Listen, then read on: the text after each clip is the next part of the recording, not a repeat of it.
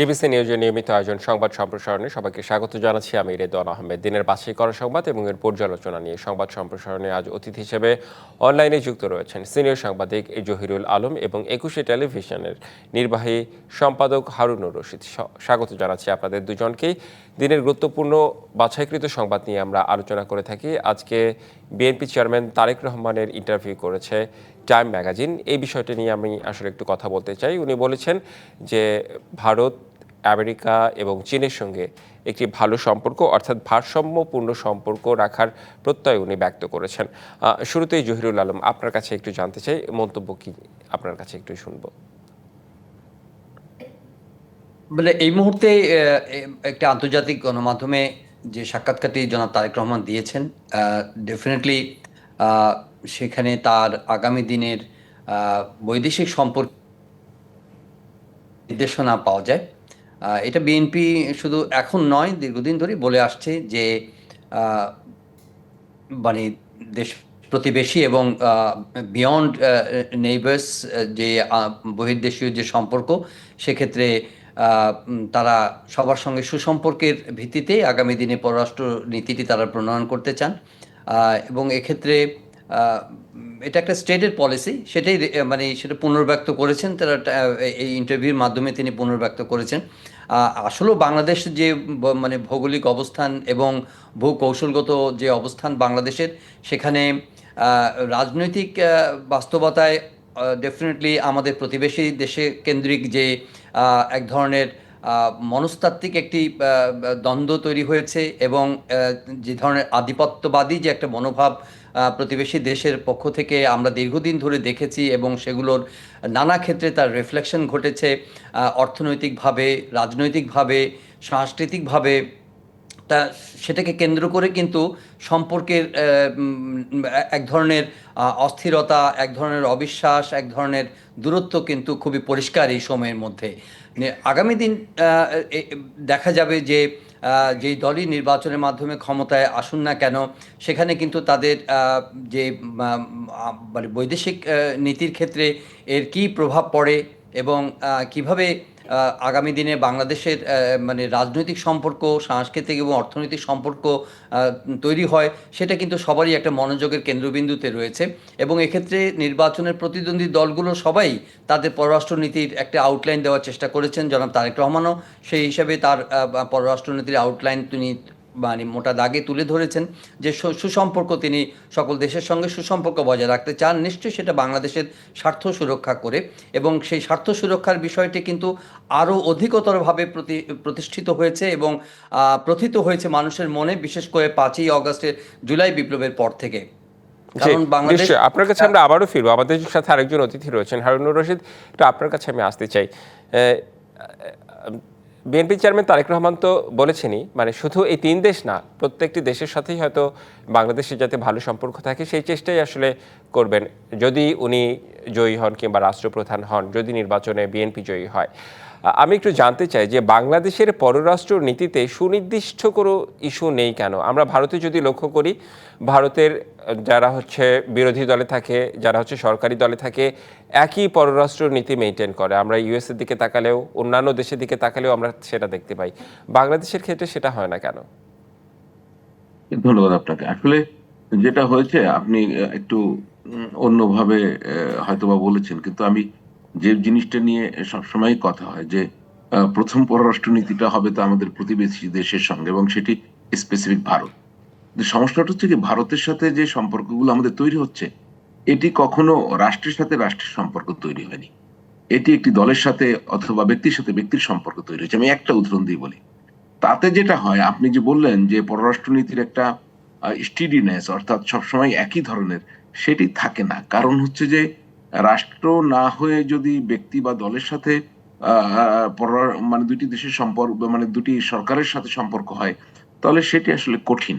আর হচ্ছে ধরেন, আমাদের দেশের আরেকটি ঘটনাও আমি বলি, যদি এই পররাষ্ট্রনীতি একই রাখার জন্য, যেটা ধরেন আপনি বলছিলেন যে উন্নত বিশ্বের এক্ষেত্রে খুব পরিবর্তন দেখা যায় না, খুব যে পরিবর্তন যে একটু একটু হয় না, কিন্তু মূল পলিসিতে পরিবর্তন হয় না। জহিরুল ভাই এখানে আছেন, তিনি অবশ্যই এই বিষয়ে ভালো অভিজ্ঞ, তিনি আরো ভালো বলতে পারেন। কিন্তু যে জিনিসটা হয়, আমাদের মতো এই ছোট দেশে মানে পাওয়ারে যাওয়ার একটা বিষয় থাকে, এবং এই দেশের রাজনীতিতে বড় দেশগুলোর একটা প্রভাব বিস্তারের জায়গা থাকে।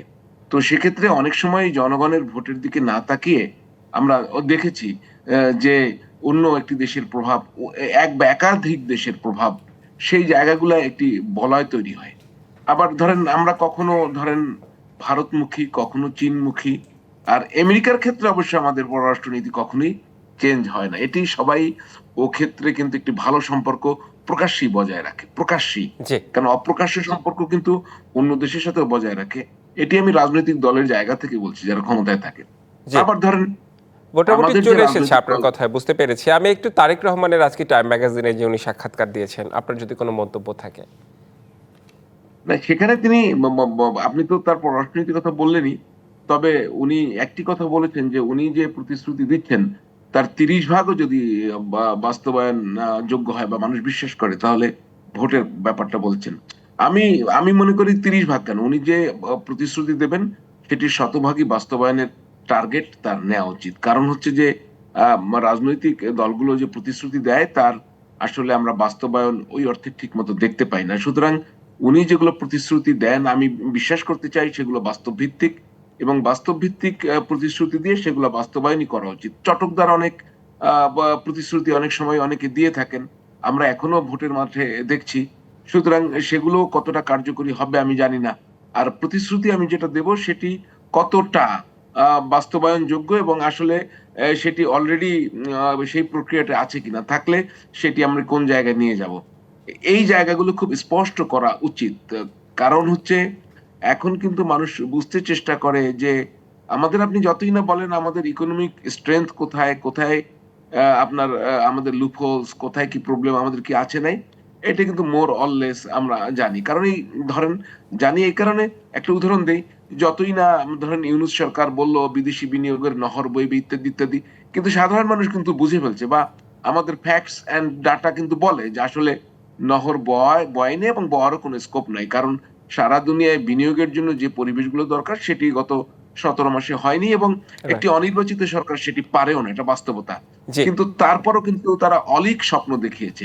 জি, সুতরাং এটি তো তত্ত্বাবধায়ক অন্তর্বর্তী সরকারের ক্ষেত্রে বললাম, কোন রাজনৈতিক সরকারেরও যারা সরকারে যাবেন, এবং এমনকি যারা ভবিষ্যতে যাবেন, ইমিডিয়েটলি যারা যাবেন, যারা ভবিষ্যতে যাবেন, অবাস্তব কোনো পরিকল্পনা, অবাস্তব কোনো স্বপ্ন দেখানো উচিত না।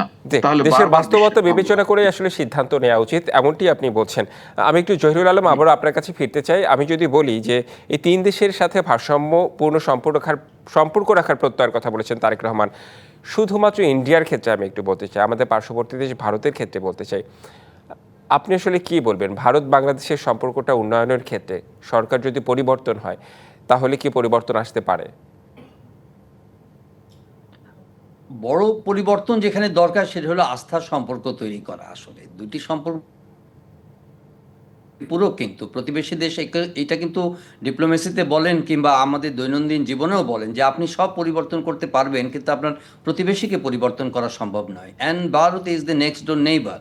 কিন্তু মুশকিল হচ্ছে যে এখানে কিন্তু আমরা উই আর নট মানে should not be held responsible for that. আমরা দেখেছি যে দীর্ঘ সময় ধরে একটা একতরফা মানে একমুখী মানে কূটনৈতিক সম্পর্ক রক্ষা করেছে ভারত, যেটা একটু আগে জনাব হারুনুর বলেছেন যে আসলে ব্যক্তির সঙ্গে ব্যক্তি কিংবা দলের সঙ্গে দলের সম্পর্ক নয়, এটি তো স্টেটের সঙ্গে স্টেটের সম্পর্ক হওয়া উচিত। আর এই জায়গার মধ্যে বাংলাদেশের দিক থেকে এই সদিচ্ছার বহিঃপ্রকাশ তো আছে যে আমরা আমাদের আমরা যতই যা বলি না কেন আমরা কিন্তু আমরা দেখেছি যে ভারতের কাছ থেকে সেই সদিচ্ছার প্রকাশটা আমরা ঘটাই। এমনকি কখনো কখনো হ্যাঁ এক ধরনের নতজানু পররাষ্ট্রনীতি আমরা সবসময় দেখেছি, তারপরেও বাংলাদেশের পক্ষ থেকে কিন্তু বিভিন্ন সময়ে ভারতের স্বার্থ মানে চরিতার্থ হয় এমন কিছু পদক্ষেপই বাংলাদেশ সরকার নিয়েছে, কিন্তু প্রত্যুত্তরে বা প্রতিদানে বিনিময়ে বাংলাদেশের স্বার্থগুলো কিন্তু আদায় করা সম্ভব হয় নাই।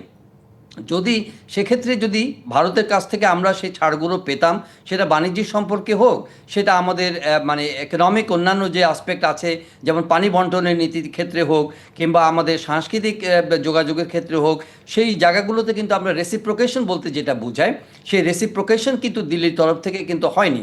এমনকি দেখেন সর্বসাম্প্রতিক আপনার ক্রীড়াঙ্গনের যে সিদ্ধান্তটি, এখানেও কিন্তু একতরফা এক ধরনের রিটালিটারি একটা এক ধরনের মনোভাব, এক ধরনের রিভেঞ্জফুল একটা মনোভাব মনোভাবের প্রকাশ ঘটেছে।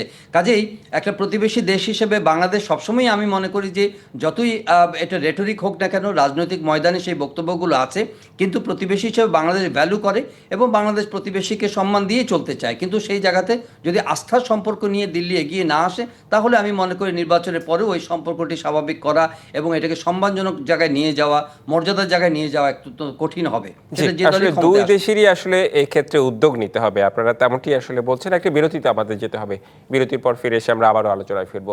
সংবাদ সম্প্রসারণে একটি বিরতি নিয়েছি, ফিরছি একটু পরে। সংবাদ সম্প্রসারণে আরও একবার স্বাগত জানাচ্ছি। আমাদের সাথে আজ আছেন জহিরুল আলম এবং হারুনুর রশিদ। স্বাগত জানাচ্ছি আপনাদের দুজনকেই।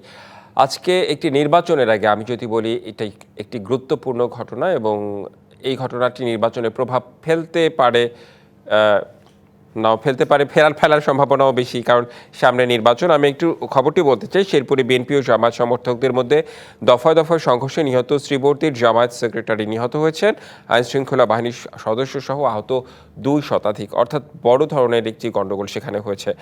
শুরুতে হারুনুর রশিদ, একটু আপনার কাছে আসতে চাই, ঠিক নির্বাচনের আগে এই ধরনের ঘটনা নির্বাচনে কিভাবে প্রভাব ফেলতে পারে, কিংবা আপনার মন্তব্য কি?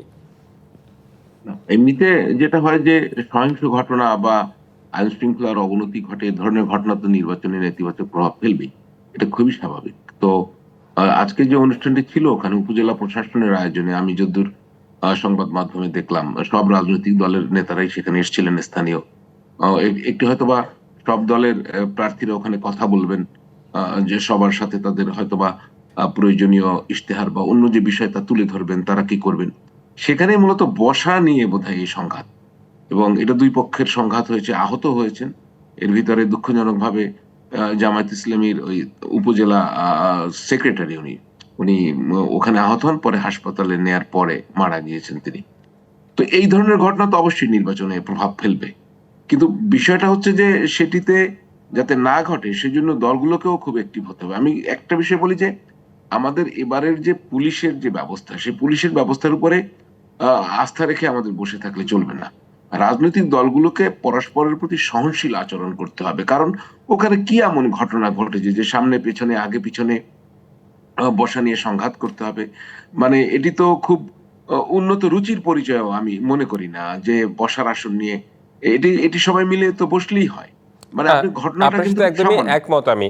কিন্তু আমরা সবসময় বিশেষ করে লক্ষ্য করেছি যে রাজনৈতিক দলগুলোর বিভিন্ন প্রোগ্রামে, বিভিন্ন অনুষ্ঠানে চেয়ার নিয়ে মারামারি লাগে, চেয়ার ছোড়াছুড়ি হয়, চেয়ার ভাঙা হয়। মানে বিষয়টি খুব অদ্ভুত না? মানে কি বলবেন? অদ্ভুত, ওইটা অদ্ভুত না, কিন্তু এর ভিতরে একটা সাইকোলজি বলেন, ফিলোসফি আছে, সবই বলে। সেটা হচ্ছে মানে আমাদের দেশে প্রচলিত ধারার রাজনীতি, যেটা 24-এর গণঅভ্যুত্থানের পর আমরা চেঞ্জ চেয়েছিলাম, সেটি হচ্ছে চেয়ার দখলের রাজনীতি। এটা আপনার বুঝতে হবে আগে। সেটি হচ্ছে ক্ষমতার সর্বোচ্চ চেয়ার, উপজেলার চেয়ার, ইউনিয়নের চেয়ার, ডিস্ট্রিক্টের চেয়ার। চেয়ারেই যদি আমি সামনে বসতে না পারলাম তো কিসের চেয়ারম্যান? সুতরাং আপনি এই চেয়ারের সাথে ক্ষমতার একটি সম্পর্ক আছে, ক্ষমতার একটি দম্ভ আছে, এটি বুঝতে হবে। অর্থাৎ প্রচলিত যে রাজনৈতিক কাঠামো, সেখান থেকে আমরা বেরিয়ে না আসার কারণে কিন্তু এই পরিস্থিতি, অর্থাৎ আমাদের কোনো পরিবর্তন হয়নি।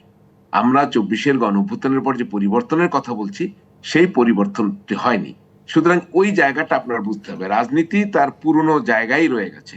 একটি দলকে বিদায় দেয়া গেছে, একটি দলকে তার কার্যক্রম স্থগিত করা গেছে, একটি দলকে নির্বাচনে অংশগ্রহণ না করতে দেয়া গেছে, কিন্তু তাই বলে রাজনীতি আমাদের বদলায় নাই, এটি খুব স্পষ্ট। আমি বলছি সেই গুণগত পরিবর্তনের জায়গা যে আবার এই নির্বাচনের মাধ্যমেও হবে, সেটাও কিন্তু আমি মনে করি না। আমাদের কতদূর যেতে হবে আমি ঠিক জানি না, কারণ নির্বাচন সবাই প্রত্যাশা করে আছে। তারপরও কেন মাঠে ঘাটে প্রশ্ন করে, আপনাকেও করে, জহির ভাইকেও করে, যাদের সাথে দেখা হয়, নির্বাচন কেমন হবে, হচ্ছে তো। এই আশঙ্কাটা, এই ধরেন 2 সপ্তাহ বাকি নেই নির্বাচনের, তখনও কেন হচ্ছে? অর্থাৎ জি, নির্বাচনের জন্য যে একটি পরিবেশ, সেটি নিশ্চয়ই ঘাটতি আছে, না প্রশ্নগুলো কেন করবে? জি, বলছিলেন আপনি, কি জানেন? জি, আপনার কথার সাথে আমি অনেকটাই একমত। কারণ অনেকেই গণঅভ্যুত্থানের পর যে পরিবর্তন আশা করেছিল, সেটি নিয়ে আসলেই অনেকেই প্রশ্ন তোলে। আমি একই প্রশ্ন করতে চাই জহিরুল আলম আপনার কাছে, যে গণঅভ্যুত্থানের পর আমাদের রাজনীতিতে গুণগত পরিবর্তন কি আসলেই হয়েছে? হারুনুর রশিদ যেটি বললেন যে কোনো গুণগত পরিবর্তন হয়নি। আপনার কাছে আমি একটু জানতে চাই। আর আজকে যে সংঘর্ষ হলো, জামায়াত নেতা নিহত হলো, এটার প্রভাবও নিশ্চয়ই পড়বে নির্বাচনে। এটা একটা অশুভ ইঙ্গিত আসলে। এর বিচ্ছিন্নভাবে এটাকে দেখার সুযোগ নেই, এই কারণে যে নির্বাচন যত ঘনিয়ে আসছে, আহ, যে অনিশ্চয়তার যে আলোচনাগুলো আসে, যে ধরনের সংশয় বা সন্দেহর প্রশ্নগুলো আসে, সেটা কিন্তু মানে সাধারণভাবে কিন্তু খুব ওয়াইডলি ডিসকাসড। একটু আগে যে বললেন যে হারুন ভাই যে কথাটি বললেন যে মাত্র 2 সপ্তাহ বাকি, তারপরেও মানুষ মানে খুবই অযাচিতভাবে একটা প্রশ্ন করে বসে যে নির্বাচন হবে তো, ঠিকমতো হচ্ছে তো। কিন্তু মানে জেনারেলি দেখেন যে নির্বাচন না হওয়ার পেছনে তো কোনো যৌক্তিক কোনো কারণ নেই। সব দল নির্বাচনমুখী, মানুষ নির্বাচনমুখী, নির্বাচন ছাড়া কোনো গত্যন্তর নেই। নির্বাচনই একমাত্র উত্তরণের, গণতন্ত্রের উত্তরণের এবং ক্ষমতার পালাবদলের এবং গণতান্ত্রিক শাসন ব্যবস্থা কায়েমের, স্থিতিশীলতা আনার জন্য একমাত্র মাধ্যম, এবং সেই জন্য সবাই প্রস্তুত। তারপরেও এই ধরনের অযাচিত প্রশ্ন কেন আসে? হ্যাঁ, কেন এই আসে? আমারও জিনিসগুলো প্রশ্ন আপনার কাছে, কেন আসে আপনার কি মনে হয়? আমার মনে হয় যে যে যে আমাদের, আপনি যে রাজনৈতিক সংস্কৃতির কথাটি বললেন, যে রাজনৈতিক সংস্কৃতিতে এখনো যদি গুণগত পরিবর্তন আসতো, তাহলে ক্ষমতার যে একটা উদগ্র একটা আকাঙ্ক্ষা, সেটা কিন্তু এই ধরনের একটা কি বলবো যে খুবই উৎকট প্রকাশ কিন্তু বিভিন্নভাবে কিন্তু আমরা হতে দেখেছি। সেটা 5ই আগস্টের পর পরে কিন্তু বিভিন্নভাবে এটা রিফ্লেকশন অথবা এটা এক্সপ্রেশন হচ্ছে। আপনি দেখেন যে নির্বাচন তফসিল ঘোষণার পর থেকে সরাসরি রাজনৈতিকভাবে এইটাকে যদি আপনি লিঙ্ক নাও করেন, রাজনৈতিক কিছু হত্যাকাণ্ড কিন্তু ঘটেছে। অন্ততপক্ষে 15-16টি হত্যাকাণ্ড ঘটেছে নির্বাচনের তফসিল ঘোষণার পরে। যদিও বলবেন যে এটা সরাসরি রাজনৈতিকভাবে সম্পৃক্ত নয়, কিন্তু ধরেন এর মধ্যে জামাতের এক নেতা আনোয়ারুল্লাহ খুন হয়েছেন, আরেক যে মুসাব্বির একজন খুন হয়েছেন, কিংবা এর আরো আগে ঘটনা ঘটেছে, চাঁদাবাজি, চট্টগ্রামে ঘটেছে এই ধরনের ঘটনা। ওসমান হাদি। প্রায় 15-16টি হত্যাকাণ্ডের ঘটনা ঘটেছে। এখন এই যে একটা যে আপনি শেরপুরের ঘটনাটি উল্লেখ করলেন, খুবই মানে কি বলবো যে একেবারে তুচ্ছ ঘটনা।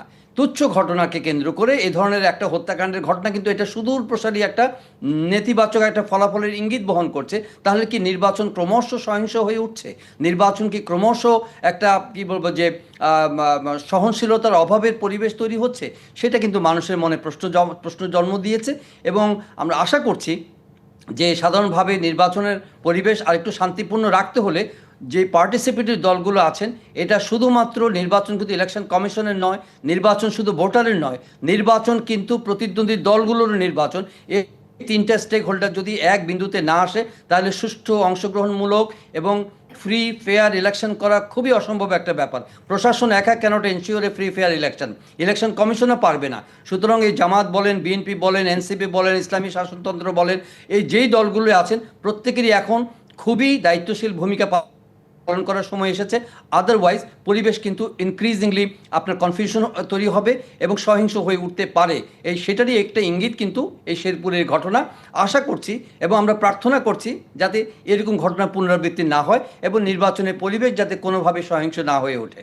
জি, আপনাদের দুজনকে অনেক অনেক ধন্যবাদ আমাদের আজকের সংবাদ সম্প্রসারণে যুক্ত হবার জন্য, জহিরুল আলম এবং হারুনুর রশিদ। সংবাদ সম্প্রসারণে এই ছিল এখনকার মতো, সঙ্গেই থাকুন।